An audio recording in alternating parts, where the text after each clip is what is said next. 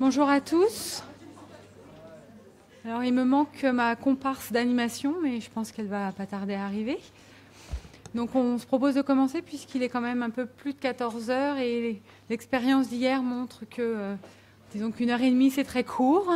Donc, je vais rapidement vous donner les consignes. Après, je vais vous distribuer les documents de travail. Et puis après, vous allez travailler un petit peu. Donc juste pour petit rappel, parce qu'on va parler un petit peu de plan pharmaceutique personnalisé, donc il semblait intéressant de vous resituer ce plan pharmaceutique personnalisé dans le modèle 2017 de la SFPC. Donc nous avons un premier niveau, j'oserais dire, avec dispensation des produits de santé, qui va inclure l'analyse pharmaceutique de l'ordonnance et la mise à disposition des informations et des conseils nécessaires au bon usage. Ensuite, on va avoir le bilan partagé de médication et ou la revue clinique de médication, sachant que le bilan partagé de médication est désormais une mission des pharmaciens d'officine et est plus centré sur l'activité officinale. Et grâce à ce bilan partagé de médication, on va pouvoir cibler des patients ou des situations qui vont nécessiter un plan pharmaceutique personnalisé.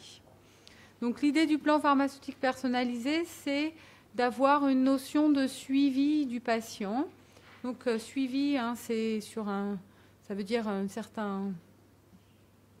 différentes approches du patient et d'avoir un suivi suite à des hospitalisations, suite à des consultes, suite à des actes. Et donc, on va vous demander de réfléchir au cours de cette session sur un plan pharmaceutique personnalisé dans différents parcours des patients âgés. Donc, les objectifs, c'est à partir donc, de différents parcours qui vont concerner ces patients. Il va falloir être capable de structurer ce parcours, de proposer une prestation de pharmacie clinique pertinente en lien avec ce parcours. Alors, suite à la restitution d'hier, je précise que la prestation de pharmacie clinique, l'objectif n'est pas de tout faire à tous. On attend une prestation optimisée. Je pense qu'on a tous les mêmes contraintes de ressources humaines dans nos structures.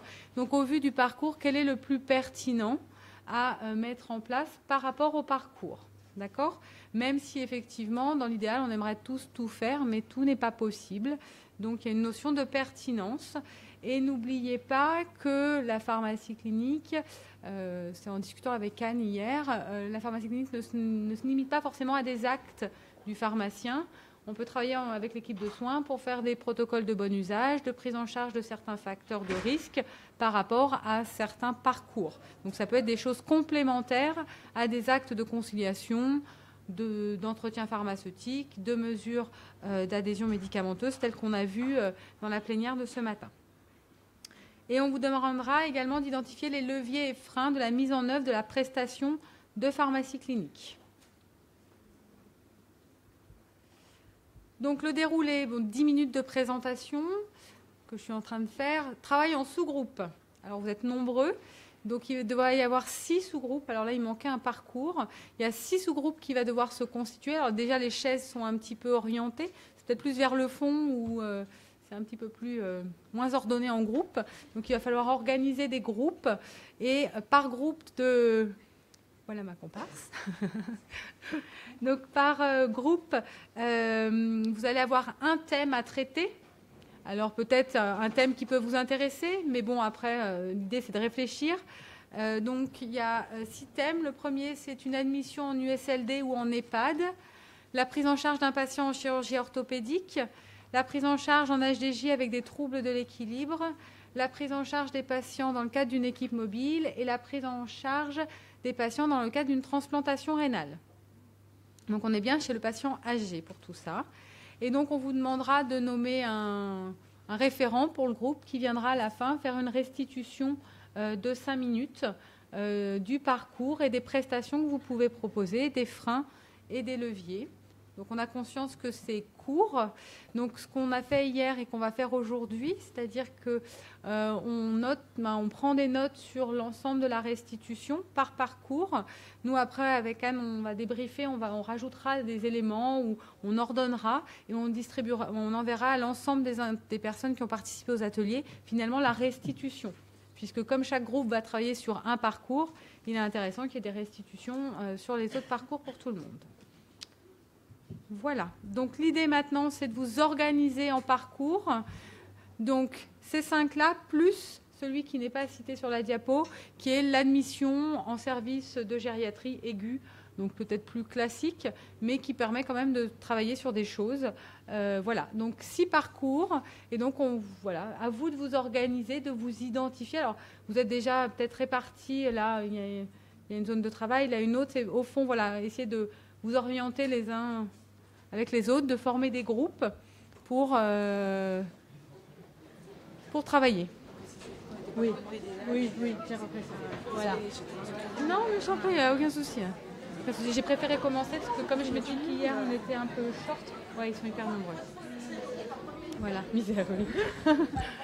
Et donc on vous laisse à peu près 40 minutes de travail, puisqu'après, 40-45 minutes, puisqu'après vous avez 5 minutes de restitution. Vu qu'il y a 6 groupes, déjà par définition, bah, vous faites la multiplication, ça fait du temps.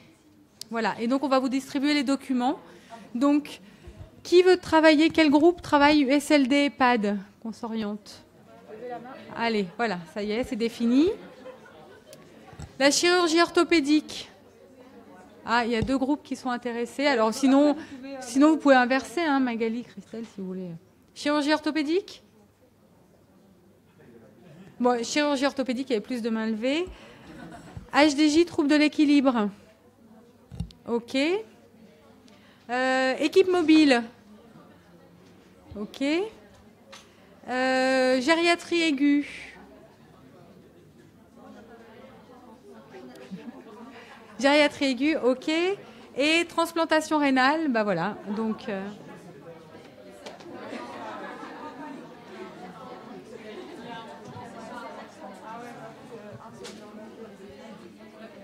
Alors, il y avait ça, je crois que c'est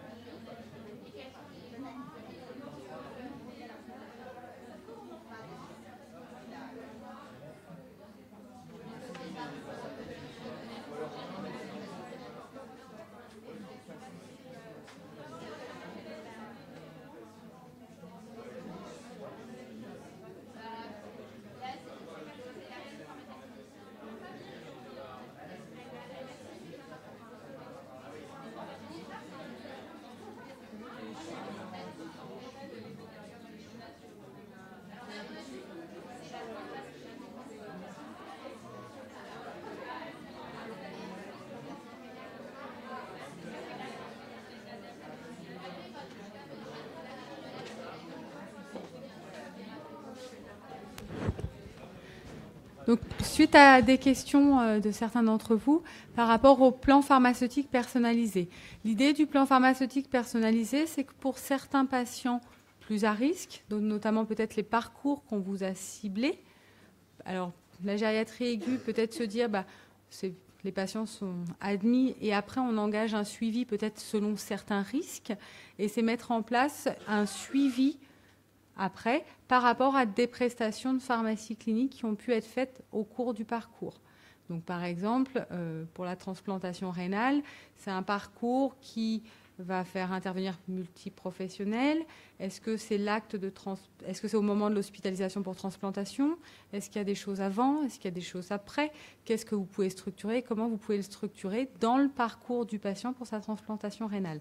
Et donc, la notion de suivi pharmaceutique, c'est de se dire que le patient, il vient à différents moments, et à différents moments, il y a des prestations qui ont des objectifs précis et potentiellement différents à chaque fois, qui permettent à chaque fois d'identifier aussi. On a parlé beaucoup depuis le début du congrès de décisions partagées, d'écouter le patient, de voir par rapport aux facteurs de risque liés à tel parcours, qu'est-ce qu'on doit faire en priorité par rapport à d'autres choses, et qu'est-ce qui est le plus efficient.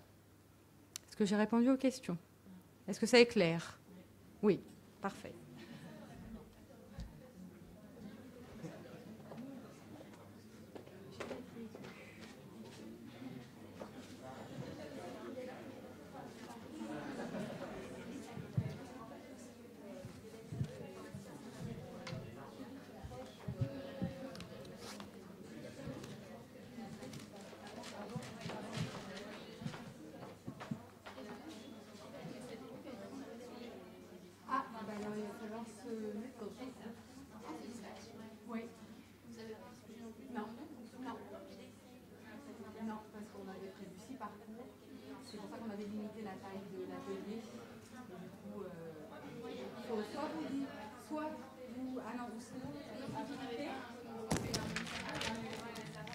Possibilité, c'est que vous travaillez aussi sur la transplantation. Parce que ça, il me reste des docs.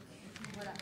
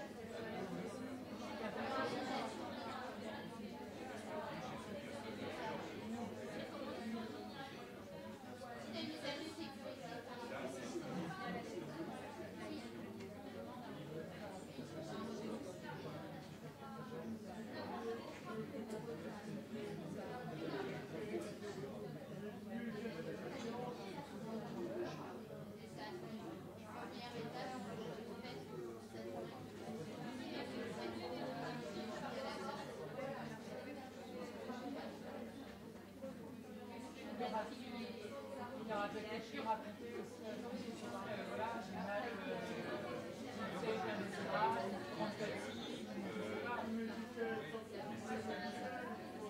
non mais entre la sortie et quelques jours, après dans un après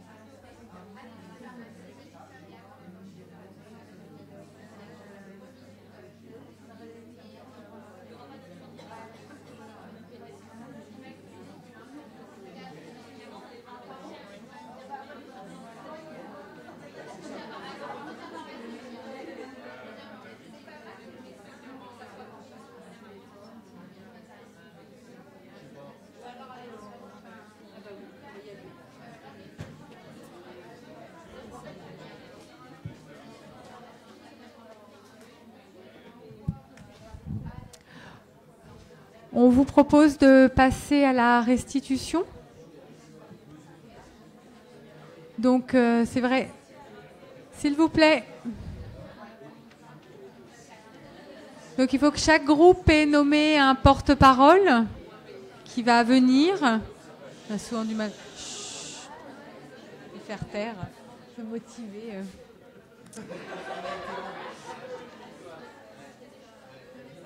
C'est bon, on y va ? Alors,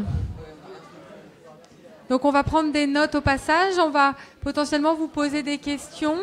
Du coup, il y a 2 groupes qui ont travaillé sur la transplantation rénale, puisque vous étiez plus nombreux qu'anticipé, on va dire. Donc, on s'excuse peut-être un petit peu des conditions, peut-être moins de documents, tout ça, mais vous étiez plus nombreux et bon, on a accepté tout le monde. Donc, ça a eu des conséquences un peu sur l'organisation.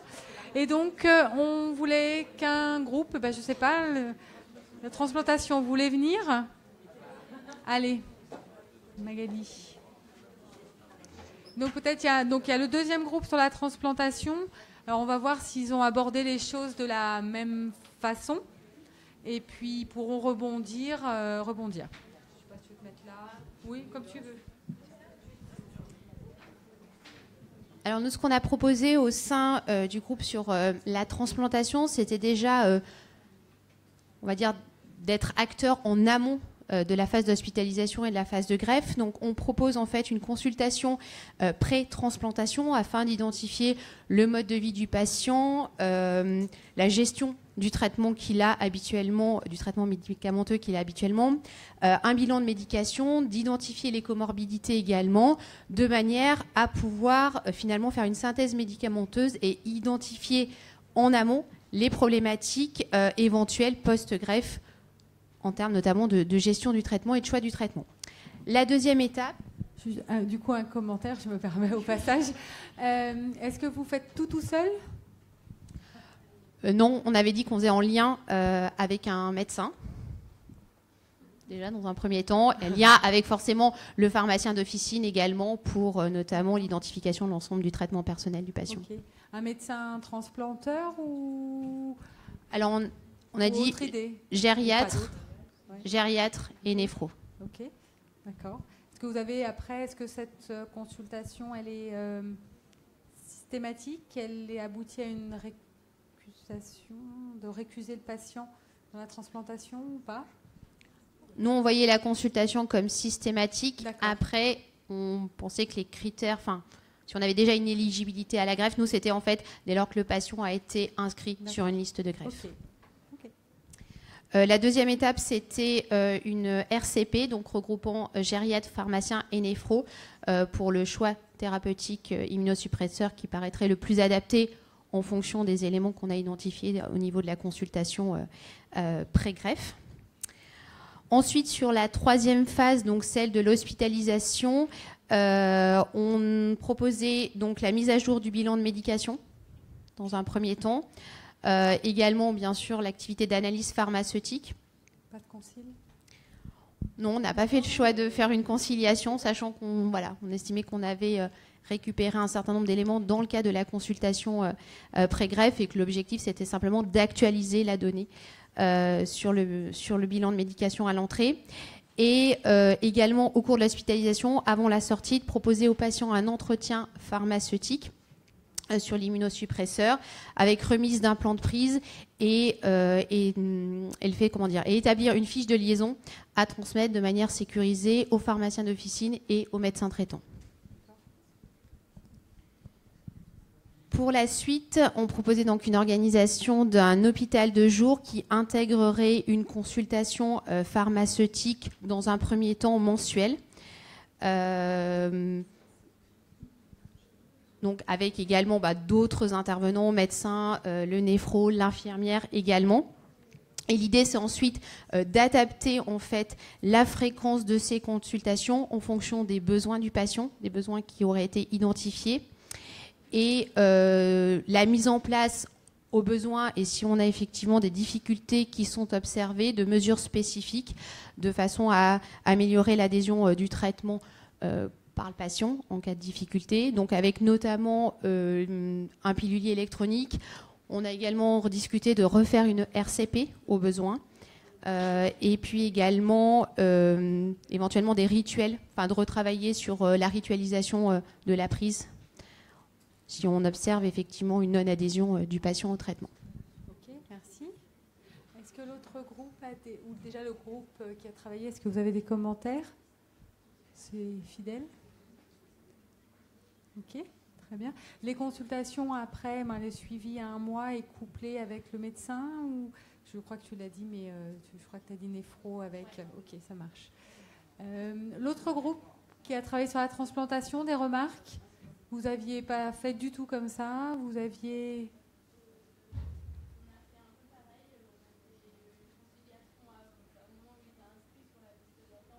D'accord.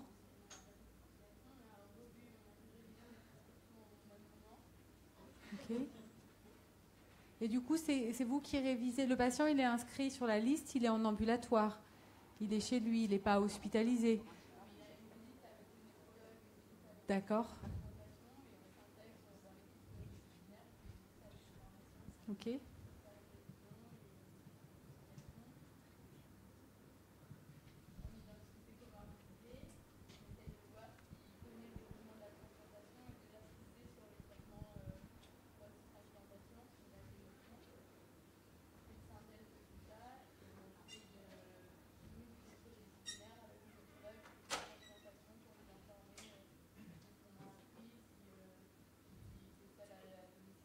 D'accord.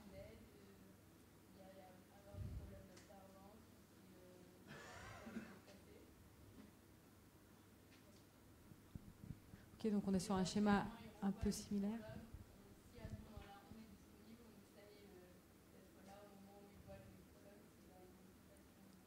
Ok.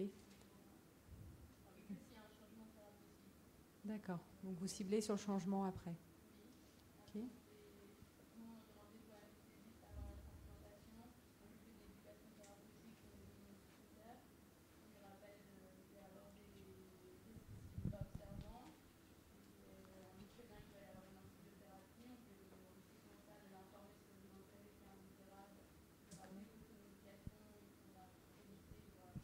Donc ça, c'est après, c'est dans le suivi, c'est ça? D'accord. En jambes, tout ce qui vient de l'attendre.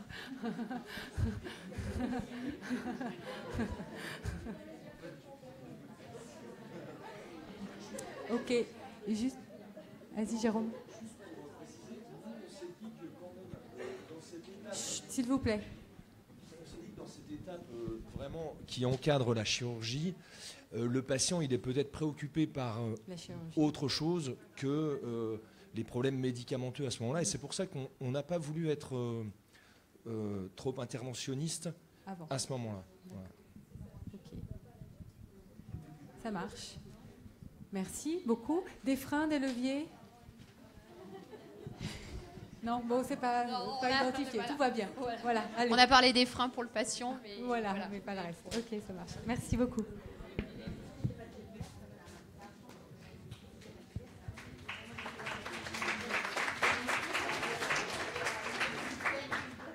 Donc, du coup, ce que vous voyez, ils ont finalement, on va dire par rapport au groupe d'hier, travaillé quand même sur une optimisation de la prestation sur le parcours et qu'on ne peut pas toujours tout faire et qu'il faut se servir de ce qu'on fait à un moment donné pour les étapes d'après et se dire que le patient, effectivement, n'est peut-être pas disponible ou inversement, qu'après, on a plus le temps qu'avant, voilà, ce genre de choses. Et c'est finalement ça qu'on attendait un petit peu, c'est que tout n'est pas faisable. On voudrait bien tous tout faire, mais on ne peut pas toujours tout faire, tant par ressources que par organisation du parcours que par patient.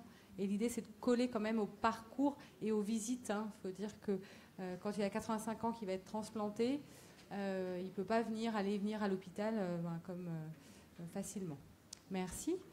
Un autre groupe, la chirurgie orthopédique. Mathilde.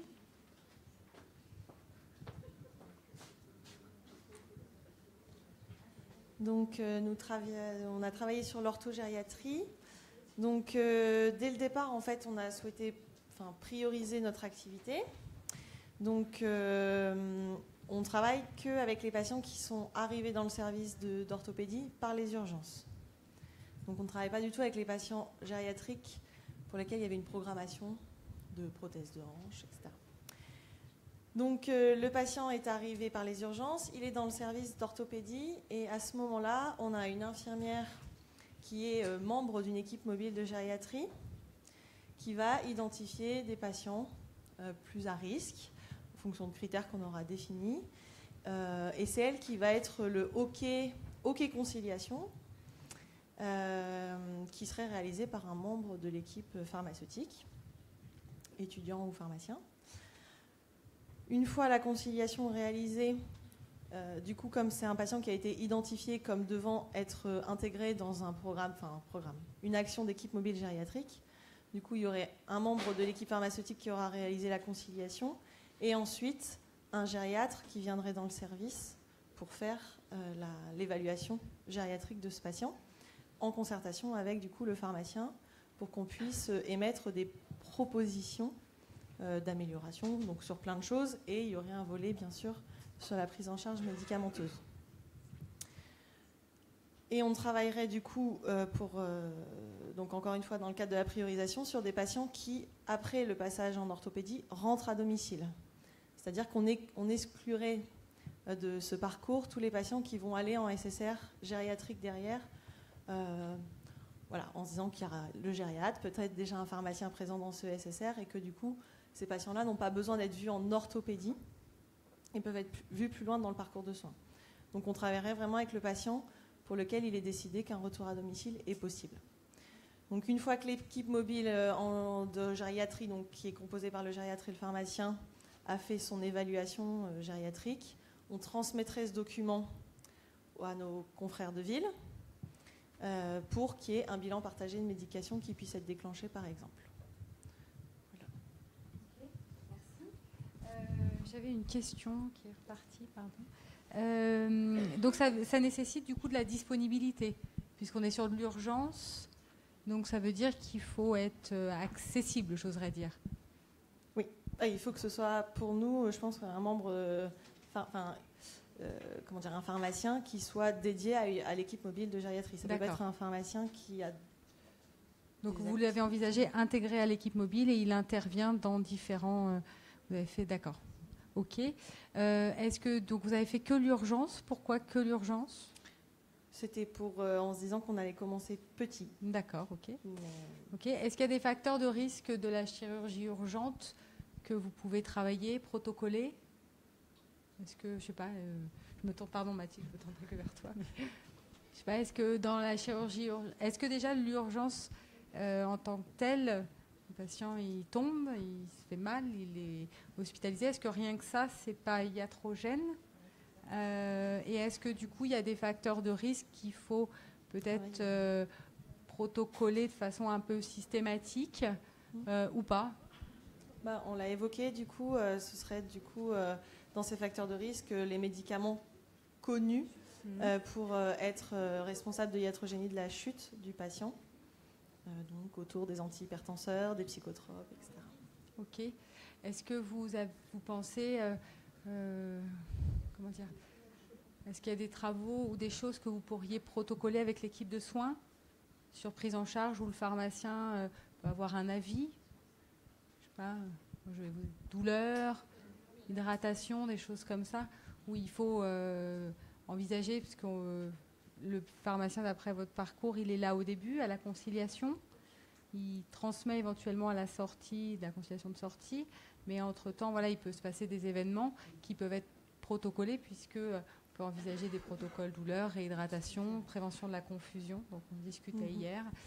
Voilà, il y a certains syndromes post-opératoires gériatriques qui peuvent être anticipés, et ça reste de la pharmacie clinique de travailler en collaboration avec les équipes de soins sur de la protocolisation d'actes d'événements de ce type. Des commentaires autres, le groupe? Surtout que l'orthopédie est vraiment un domaine dans lequel, en termes de protocolisation, il y a quand même pas mal de choses à faire qui peuvent nous faire gagner du temps après et faire gagner du temps à l'ensemble de l'équipe soignante. Donc c'est vraiment un très bon domaine pour dire qu'on va se mettre d'accord avec l'équipe sur la gestion de la thromboprophylaxie, de la douleur, etc. La prévention du délirium. Ok, merci.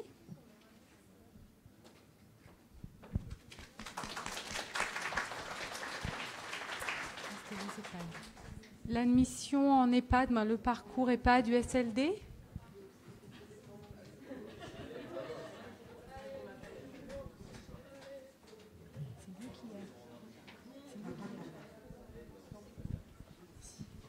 Donc nous, on a travaillé sur l'entrée en EHPAD USLD.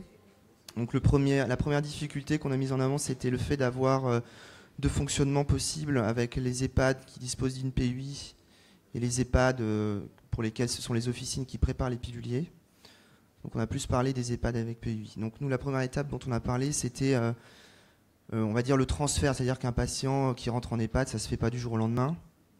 Donc bien souvent, quand même, c'est des patients hospitalisés, service de gériatrie ou du SSR, et donc on prévoit l'institutionnalisation. Donc là, l'objectif, c'est que le pharmacien il soit au courant de ce transfert, de quand est-ce qu'il va avoir lieu, pour déjà avoir un premier contact avec les équipes médicales et soignantes. Donc ensuite, nous, on a mis en avant la nécessité de faire une conciliation médicamenteuse, évidemment, en se basant sur les sources qui sont recommandées, en essayant d'avoir à la fois une vision à un instant T, par exemple avec la dernière prescription, et puis une vision un peu plus élargie dans le temps, avec l'historique de dispensation de l'officine, par exemple, ou le dossier pharmaceutique si on y a accès. Autre étape de la conciliation, donc le patient. Alors, c'est pas forcément évident de pouvoir interroger les patients en gériatrie, d'autant plus qu'en général, quand ils sont institutionnalisés, c'est qu'il y a pas mal de troubles cognitifs, donc un entretien qui sera peut-être peu contributif, mais l'objectif, c'est quand même d'essayer. On fait la conciliation, on fait une traçabilité de cette conciliation. Donc, nous, on a évoqué un support unique, c'est-à-dire qu'on a un objectif de faire le plus possible avec le moins de moyens, enfin avec les moyens qui sont limités, donc dans un temps imparti vraiment limité. Donc un support unique de conciliation qui nous permettra après de faire un suivi, je vais en reparler après. Donc le patient rentre, le ciblage, on a dit pas de ciblage particulier, c'est-à-dire que l'âge n'a pas d'intérêt en général puisque ce sont souvent des patients très âgés. Les comorbidités, c'est un peu délicat et on s'est dit qu'un patient qui avait peu d'antécédents médicaux, par exemple, on gagnera du temps, on aura une conciliation qui se fera rapidement, une revue de médication qui se fera rapidement. Donc on cible tous les patients qui rentrent. Ensuite, j'aurais essayé de retrouver dans la tête ce qu'on a dit. Donc oui, voilà. Après, donc on essaye le plus rapidement possible de programmer la revue de médication. Donc ça, c'est le point le plus important. On sait que ça ne peut pas forcément se faire dès le jour d'admission, mais c'est pas forcément d'ailleurs dramatique de ne pas le faire tout de suite. L'objectif, c'est que ça se fasse. Donc le plus rapidement possible, on programme un entretien avec le médecin, avec l'infirmière, ou le cadre de santé, ça dépend. Potentiellement aussi le psychologue, on a évoqué le psychologue, la diététicienne, pour aborder les troubles de la déglutition. Durant cette revue de médication, on met tout à plat. On utilise la conciliation médicamenteuse comme support pour connaître les traitements. On met en exergue tous les problèmes, tous les antécédents médicaux, tout ce qui paraît pertinent de modifier. On tient compte de l'espérance de vie, c'est-à-dire que si on a un patient, globalement, le médecin estime que l'espérance de vie elle est 2 mois, et on n'aura peut-être pas la même attitude qu'un patient qui va potentiellement rester plusieurs années en institution. Donc on essaye de faire des tris, on met en avant des objectifs, c'est-à-dire qu'on discute des objectifs prioritaires. Est-ce qu'on veut traiter par exemple un patient qui a des douleurs importantes, est-ce qu'on se focalise là-dessus? Est-ce qu'on part sur un allègement des traitements psychotropes? Ou au contraire, est-ce qu'on se concentre justement sur des patients très anxieux, des patients qui pleurent?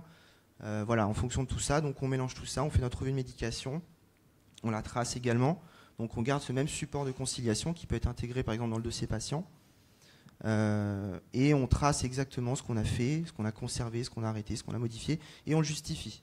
C'est-à-dire qu'on garde une trace en disant voilà, à l'admission, j'ai arrêté, j'ai allégé le traitement antiarythmique parce que voilà, à 90 ans, la flécaïne, c'est peut-être pas forcément indispensable. Bref.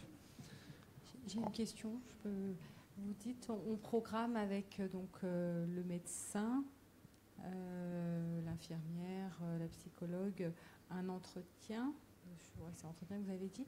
Est-ce que c'est un par patient? Est-ce que c'est des réunions qui sont programmées mensuellement et qu'on traite les patients qui sont admis dans le mois précédent,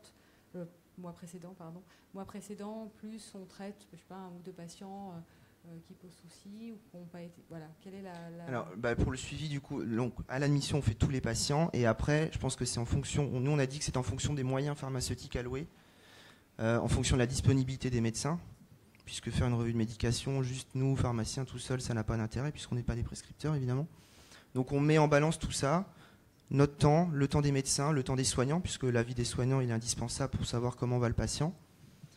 Et après, en fonction de ça, on peut dire qu'on se fixe, si on a beaucoup de temps, une revue de médication ou un suivi de ces conséquences, des conséquences issues de la revue de médication tous les 2 ou 3 mois, ou alors on se dit non, on le fait 2 fois par an, parce qu'on n'a pas suffisamment de moyens personnels pour aller au-delà, quoi.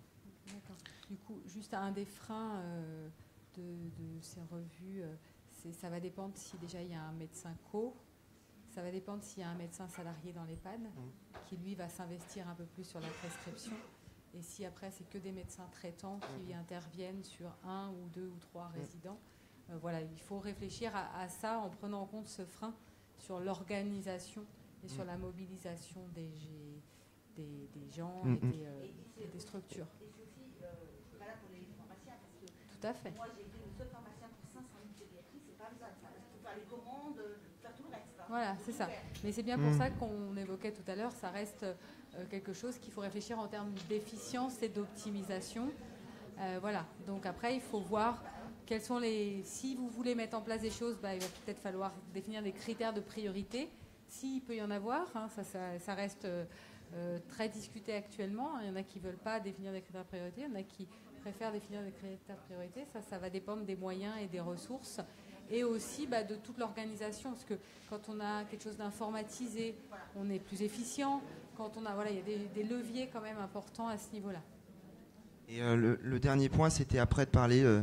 Donc là, on était sur les EHPAD avec PUI, ce qui est finalement le cas de figure le plus simple, puisqu'en général, dans les EHPAD avec PUI, enfin, moi c'est ce qu'on a blanc en tout cas, mais on a quand même des médecins présents, des cliniciens en permanence, donc c'est plus facile d'avoir une réévaluation.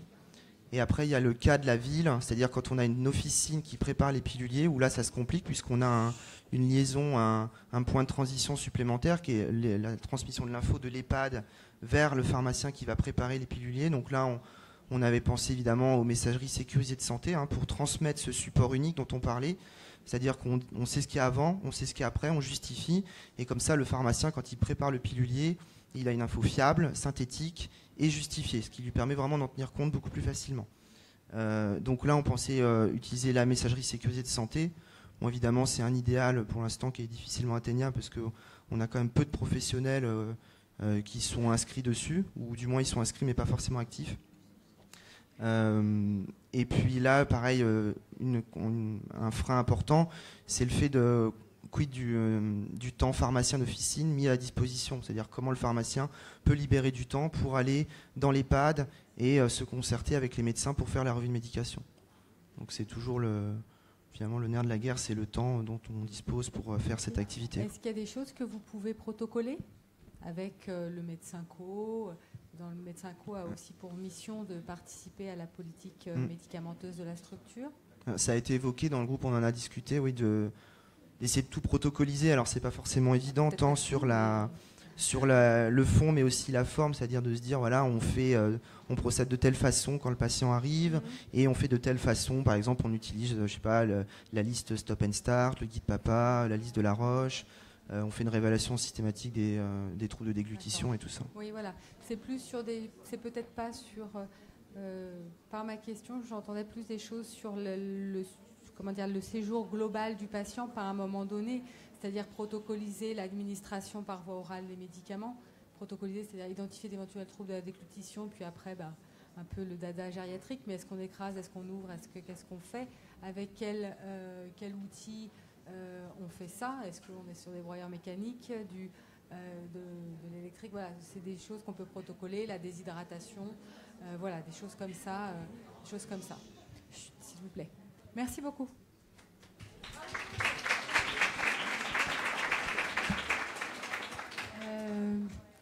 Hôpital de jour et troubles de l'équilibre. Qui veut y aller?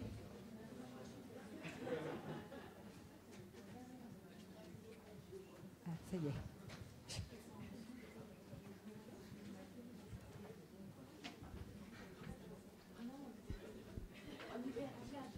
Ah oui, allez-y, vous avez raison. Bon, allez. Et tu commences Alors, donc nous avons un patient qui présente des troubles de l'équilibre, donc patient chuteur. Donc, notre première étape consiste à effectuer une évaluation pluridisciplinaire de notre patient qui se présente en hôpital de jour. Ça passe par une évaluation par une psychomotricienne, psychomote, une ergo, infirmière, kiné, voire assistante sociale pour la prise en compte de l'environnement du patient. La deuxième étape consiste à effectuer, donc c'est là que le pharmacien intervient, pour effectuer un recueil des données où on va prendre en compte, on va recueillir, on va pas faire de la véritable conciliation, mais on va concilier tous les traitements, traitements personnels, spécialistes, éventuellement consultation du dossier pharmaceutique, faire le lien entre les pathologies du patient et la thérapeutique, puisque dans le patient chuteur, l'idée était de bien discerner est-ce que l'étiologie de la chute, puisque dans nos critères, on prend le patient qui a déjà chuté, est-ce que effectivement la chute est liée avec la pathologie ou avec la thérapeutique, ou les deux.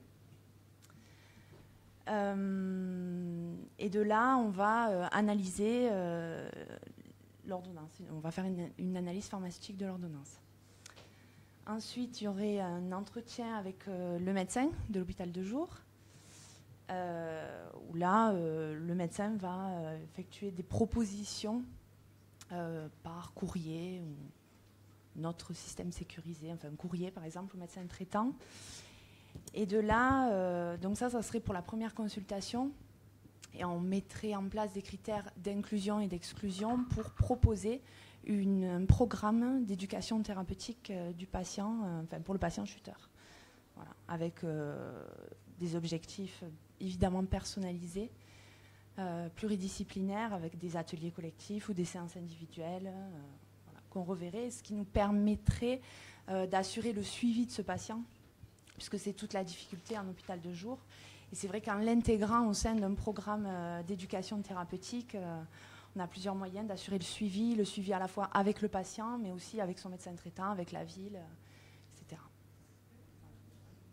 Donc en fait, du coup, sur notre parcours, le pharmacien interviendrait donc à 2 étapes, sur l'évaluation pluridisciplinaire en amont de la consultation du coup médicale. Donc on s'était dit, afin de limiter le temps de présence du pharmacien, on déterminerait une plage ou une journée ou une demi-journée où tous les consultations des patients chuteurs seraient programmées. Ainsi, on pourrait donc se mettre au niveau de l'hôpital de jour pour réaliser ces entretiens pharmaceutiques, dont l'objectif est donc du coup de faire le fameux bilan médicamenteux optimisé. On recueille les thérapeutiques, on va essayer de cibler quelles sont les thérapeutiques les plus à risque de chute et proposer ensuite aux médecins. Et donc ensuite, dans la deuxième étape, bien sûr, du coup, intégrer le programme d'éducation thérapeutique avec proposition d'ateliers collectifs, notamment sur l'observance, l'automédication, que le patient sache bien repérer les médicaments les plus à risque de chute. Et du coup, le patient, vous le voyez avant le médecin ? Oui, dans l'évaluation, pour après proposer au médecin l'historique médicamenteux, qu'il ait tous les éléments pour faire sa consultation. D'accord. Donc le patient, il vient 2 fois. Ou c'est couplé? C'est couplé. Le même jour? Le même jour. Il y a une évaluation en amont par les différents professionnels de santé. Ensuite, il voit le médecin qui a tous les comptes rendus. Oui. Et vous ne pensez pas que le médecin, il évalue aussi en amont avec le psychomote, le kiné, etc. Que le médecin voit le patient. Je ne sais pas, c'est une question. Moi, je n'ai pas de réponse, a priori. Pourquoi pas? Ok. Permettant qu'après, il ait tous les éléments, une synthèse. Ouais. Vous participez à la RCP ou pas? Pharmacien. Oui, ça serait légitime. Oui, ça serait. Est-ce que ça serait intéressant de. Volontairement, je pose la question, mais est-ce que vous pensez que c'est en termes de temps, le temps pour la RCP, est-ce que c'est du temps optimisé? Est-ce que ce qui est identifié par le pharmacien peut être transmis autrement qu'en présence? Il n'y a pas de réponse, c'est juste une question, c'est pour débattre. c'est pour débattre. Ça dépend du nombre de patients qui sont passés en RCP, parce que ça peut être vite très très long une RCP, donc éventuellement effectivement on peut transmettre nos informations sans être présent, mais après si c'est une petite revue de patients, ça peut se faire sur un temps limité. Il faudrait évaluer ça. D'accord. Et au niveau des ateliers donc, du programme, c'est des ateliers collectifs sur l'aspect pharmaceutique, parce que le reste... Sur l'aspect pharmaceutique, oui, je pense qu'un atelier collectif, c'est faisable. Enfin, après, avec plusieurs items au sein d'un même atelier, un item sur l'observance, sur l'automédication, sur les facteurs de risque, sur des choses comme ça. Je pense que ça peut se faire en collectif. Après, on peut aussi envisager des séances individuelles sur l'observance, l'adhésion au traitement ou l'automédication, mais je pense que... Ok. Le groupe, des commentaires, des rajouts, d'autres commentaires, d'autres... Oui. En fait, je ne comprends pas d'où l'intérêt de l'éducation thérapeutique sur l'objectif de diminuer la chute du patient par rapport à la prestation pharmaceutique. Après, c'est plus sur le côté... ça va partir de l'analyse pharmaceutique de l'ordonnance, mais après, c'est sensibiliser le patient peut-être à l'impact de l'automédication ou voilà, du suivi du traitement. S'il a dans son traitement de fond, il a effectivement des médicaments cardiovasculaires ou des psychotropes ou des benzos aussi. Donc, dans la mesure où il peut suivre le programme, hein, donc il y aurait vraiment des critères d'inclusion et d'exclusion pour pas... Il y a souvent tout ce qui est automédication, surconsommation de psychotropes, notamment avec les anxiolytiques, etc. Je pense qu'il y a quand même pas mal de pistes.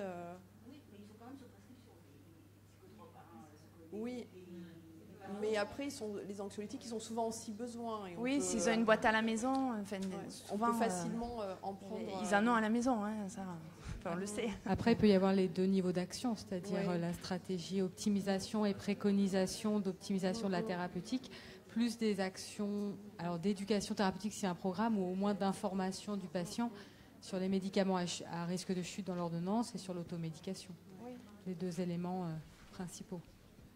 Comme on s'attend à ce que la problématique des psychotropes soit quand même importante, ça c'est puisque vous imaginez des séances collectives, et c'est une bonne idée en termes d'efficience probablement, mais ça pourrait être des séances collectives pour ceux qui sont concernés par la problématique de la déprescription de psychotropes, par exemple. Ouais.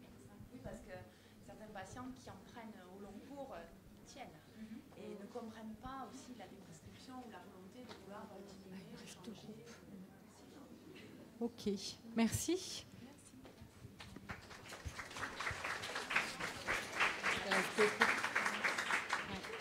Alors, l'équipe mobile. On aura peut-être 5 petites minutes de dépassement. Voilà. Sauf si Catherine arrive à réduire ce temps. Je te laisse ton micro. Alors, du coup, nous, on s'est positionné sur une équipe mobile de gériatrie intra-hospitalière avec un exemple de sollicitation par... alors, on ne souhaitait pas, en fait, mettre le pharmacien en intervention systématique, à la fois avec le médecin et l'infirmier. Donc, on souhaitait, en fait, faire placer en premier l'infirmier et le médecin, comme c'est souvent le cas. Et selon la situation, le médecin et l'infirmier décident qu'il y a une situation à risque iatrogène particulièrement importante et sollicitent l'avis du pharmacien de l'équipe mobile. Donc après, on s'est positionné sur un avis dans une situation aux urgences et du coup, on imagine que sur un ensemble de critères, le gériatre se dit que là, plutôt que de passer 3 quarts d'heure à faire lui-même son enquête, il s'appuie sur l'avis expert du pharmacien. Donc là, on est dans une situation d'un patient aux urgences qui n'est pas forcément hyper disponible pour faire un entretien. On propose de faire une conciliation systématique. Donc une conciliation systématique, donc on sait qu'aux urgences, le nombre de sources n'est pas forcément aussi optimum qu'on souhaiterait, mais on s'accroche à nos 3 sources minimales avec notre dossier pharmaceutique. On se rapproche des aidants, on se rapproche de la pharmacie de ville, bien entendu, de l'infirmière à domicile si tout cela est concevable, bien sûr du patient. Après, la situation peut être particulièrement confuse pour le patient. Et donc de faire une forme de bilan médicamenteux d'entrée À l'issue de ça, le pharmacien participe à une synthèse dans le cadre de l'équipe mobile de gériatrie et du coup proposerait un suivi particulier s'il y a effectivement un certain nombre de risques iatrogènes qui ont été identifiés. Et donc, on souhaite positionner en fait ce pharmacien comme un détecteur, comme quelqu'un qui va essayer de faire un peu un bilan des actions qui doivent être mises en place sur la suite. Donc, soit le patient va être en retour à domicile, ce qui quand même arrive sur un certain nombre de passages aux urgences, et auquel cas il faut que l'équipe mobile et donc le pharmacien au travers de cette équipe mobile rédige une synthèse à l'attention du pharmacien de ville pour lui expliquer que le bilan médicamenteux il est fait un peu à chaud et qu'il y a un certain nombre d'éléments qu'il faudrait reprendre dans un bilan partagé de médication quand la situation sera un petit peu plus facile. Mais l'idée, c'était aussi de travailler avec le gériatre de l'équipe mobile des protocoles un peu préparés à l'avance, des protocoles notamment d'arrêt. Donc, si par exemple on a un atarax et qu'on sait très facilement, nous, comment il faut faire pour avancer sur l'atarax, s'il est là, cet atarax, c'est que le médecin traitant, lui, il y voyait peut-être un intérêt. Et donc, peut-être qu'il faut qu'on ait des protocoles préétablis avec des formulations très polies pour dire, voilà, l'équipe mobile de gériatrie vous propose, au vu des éléments cliniques de votre patient, mais aussi au vu de la littérature, et puis là, un courrier un peu type préparé, d'arrêter ce traitement et pas forcément voilà, dans les modalités suivantes. Et donc de le transmettre au médecin traitant, parce que c'est lui qui devrait mettre en place cet arrêt, mais d'en informer bien entendu le pharmacien de ville pour que lors de son bilan partagé de médication, il puisse s'appuyer dessus et puis du coup rebondir et aller au-delà. Donc ça, c'était le côté bilan, suivi du bilan. Mais au-delà de ça, l'idée, c'était comme on l'a vu, le patient, on ne sait pas trop, il faut peut-être le revoir. On a vu qu'il y avait des choses à chaud. Donc l'idée, c'était d'organiser des consultations d'adhésion, de gestion de l'autonomie du traitement à domicile en fonction de ce qu'on a vu au niveau du bilan. Et donc là aussi, si on est sur le retour à domicile, on propose aux pharmaciens de ville d'engager cette démarche d'entretien sur la gestion de l'autonomie des prises, sur l'adhésion au traitement. Si on est sur un patient qui est plutôt sur un parcours de transfert sur un service de notre hôpital, qui est par exemple un service de médecine aiguë ou par la suite un service de SSR, c'est de faire appel à nos collègues pharmaciens qui ont l'implication pharmaceutique dans ces services-là pour pouvoir poursuivre les actions qu'on a proposées sur le protocole d'arrêt, donc essayer de convaincre les médecins des autres équipes de participer à l'arrêt, et puis peut-être aussi d'organiser des consultations dans un hôpital de jour gériatrie avec une consultation pharmaceutique d'adhésion pour avoir des choses qui se font pas à chaud, un peu plus à froid.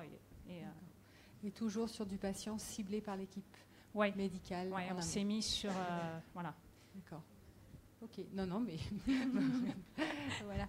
Après, le fait de cibler le patient reste une stratégie d'efficience, sauf si tu as un pharmacien qui est avec l'équipe mobile et qui est là tout le temps et qui peut se déplacer tout le temps. Les pharmaciens ne font pas encore partie des membres statutaires des équipes mobiles. On s'était posé des questions. On essaye d'y travailler. Ouais. Nous, on se posait la question, on se disait, quand on commence dans une équipe mobile, peut-être qu'on ne peut pas être systématiquement là et qu'il faut qu'on arrive à faire la plus-value en disant, nous, on pourrait vous aider et appelez-nous au moins pour ça. Puis effectivement, peut-être qu'avec l'expérience, les choses... Je suis d'accord avec vous. Juste du coup, par rapport à votre action se passe aux urgences. Du coup, j'ai un petit peu de mal à projeter la présence du pharmacien à la demande aux urgences. C'est-à-dire que j'imagine l'équipe mobile qui se déplace. Et alors là, elle déclenche, elle dit, alors ce patient, il a besoin d'un pharmacien. Et le patient, il retourne à domicile 6 heures après. Comment du coup... Si le pharmacien n'est pas avec l'équipe, comment du coup on arrive sur la chronologie? On n'a pas été dans ce niveau de précision qui est essentiel, parce que c'est vrai que moi l'expérience que j'ai, c'est de la présence aux urgences constante en jour ouvré. Après là, on était dans l'idée que si on est tout le temps avec le médecin gériatre, tout le temps avec l'infirmier, on n'est peut-être pas sûr de bien faire notre plus-value au travers d'eux. Mais alors après, là, les expériences, elles sont certainement plus riches dans la salle, et donc on voulait en tout cas dire, n'hésitez pas à nous appeler sur cette situation. Mais moi je suis assez d'accord avec vous, mais peut-être sur un temps du HCD, donc sur un temps quand même d'hospitalisation de courte durée, mais quelque chose où on sait qu'il va être quand même là 1 ou 2 jours. C'est vrai que moi je mets UHCD urgence, je les mets effectivement un peu ensemble.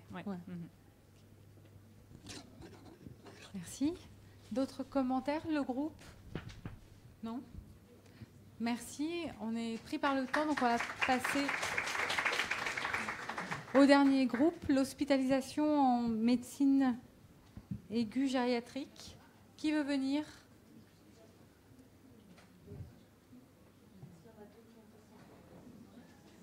Ici.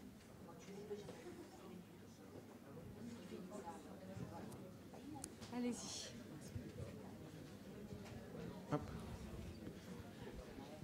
Du coup, on s'est penché sur le service de gériatrie aiguë. Donc, on part d'un patient qui arrive aux urgences et qu'à la fin, on va vers un retour à domicile, donc pour cadrer. Tout d'abord, on est parti sur un parcours idéal. Et après, on a vu que chacun venait d'horizons différents, que les gens n'avaient pas forcément d'externes, d'internes. On n'avait pas tous les mêmes moyens. Donc, on a vu les outils qu'on pouvait mettre en place pour pallier, justement. Donc, tout d'abord, notre parcours idéal, c'était un patient BPCO qui arrivait, une décompensation avec difficulté de maintien à domicile, conciliation d'entrée, ça c'est idéal. Conciliation d'entrée, observation par les IDE de l'observance, parce que souvent il y a des effets indésirables ou des choses, le patient est plus observant, l'attention est meilleure au tout début, pendant les 2 premiers jours d'hospice, que ce qu'il avait avant. Revue pluridisciplinaire pour tous les patients, avec les diètes, les psychomoteurs, les ergots, tout le monde donnait son avis avec le pharmacien qui est là à toutes les revues pluridisciplinaires. Après, intégration à un programme ETP si besoin pour la BPCO, si le patient... Voilà. Et après, conciliation de sortie avec lien ville-hôpital, avec transmission via crypté d'un dossier patient à l'infirmière, aux IDE qui interviennent et aux pharmaciens de ville. Ça, c'est le monde des bisounours. Alors, la vraie vie. Donc, la vraie vie, tout d'abord, prioriser la conciliation sur des médicaments cibles, des médicaments à risque. Donc, par exemple, les AVK, des choses comme ça. Donc, tous les patients AVK ont une conciliation, mais s'ils n'en ont pas, ils ne l'ont pas forcément. Voilà, ça permet déjà d'épurer un petit peu. Après, on parlait aussi comme d'un stewardship programme, d'un empowerment, des critères, protocoliser les critères de start and stop, les critères de la Roche, au sein d'un programme informatiquement, pour que dans USV2, chez nous, c'est notre logiciel métier, et faire comme un stewardship programme, ça veut dire qu'ils se débrouillent sans nous, qu'il y ait des messages d'alerte, des choses comme ça, quand le pharmacien n'est pas là. Ça peut être pas mal aussi. Sinon, on pensait aussi, après, c'est pourquoi pas les préparateurs quand ils montent, quand les préparateurs peuvent, mais ça commence à émerger un petit peu, mais que les préparateurs montent dans les services, le préparateur référent du service, qui puisse faire un petit peu de conciliation minimum, redescendre, dire au pharmacien s'il a le temps d'en discuter avec. Enfin, voilà, ça dépend. C'est un peu difficile, mais. Ok. Juste, j'ai un petit problème, juste la conciliation. Si le patient n'a pas d'AVK, vous ne le conciliez pas, mais s'il aurait dû en avoir, la conciliation peut mettre en évidence que... Vous comprenez ce que je veux dire? Oui, c'est-à-dire que... Il y a la différence entre la priorisation à l'entrée et après la sortie. C'est-à-dire que si à un moment il a un AVK sur la sortie, nous, dans notre hôpital, il a à ce moment-là une consultation. C'est pas une séance de TP, parce que c'est pas de l'ETP, mais une éducation. Mais si jamais le médecin l'a oublié dès le départ, en fait, et que du coup vous n'avez pas fait la conciliation, donc le médecin ne l'a pas rattrapé, cette prescription d'AVK. Ça, c'est l'avantage d'avoir une conciliation d'entrée pour tout le monde. Oui. Non, mais c'est... Là, on parlait dans un monde où des fois il n'y a qu'un pharmacien. Oui, tout à fait. Après, peut-être que des critères de priorisation de conciliation, ne pas les lier aux médicaments, puisque l'objectif de la conciliation, c'est d'avoir une liste exhaustive, et que si on priorise sur... l'AVK par exemple, et que le médecin l'oublie, finalement on ne concilie pas ce patient, alors que voilà. C'est pour ça que c'était intéressant, il y avait un autre groupe qui en parlait, que ça soit peut-être le service qui nous demande de concilier. Par exemple, ça peut être intéressant, parce qu'il peut se dire, on a un doute sur ces traitements, ce patient-là il n'est pas très cortiqué, voilà, comme on peut voir. Aucune source, il arrive les mains dans les poches. Aux urgences, ils n'ont rien trouvé, donc est-ce que vous pouvez intervenir? Ça peut être une solution, il faut des effectifs, pareil. Oui, on est tous d'accord. Ok. Est-ce que vos collègues ont une remarque, des remarques, des compléments? Non, ça n'a pas l'air.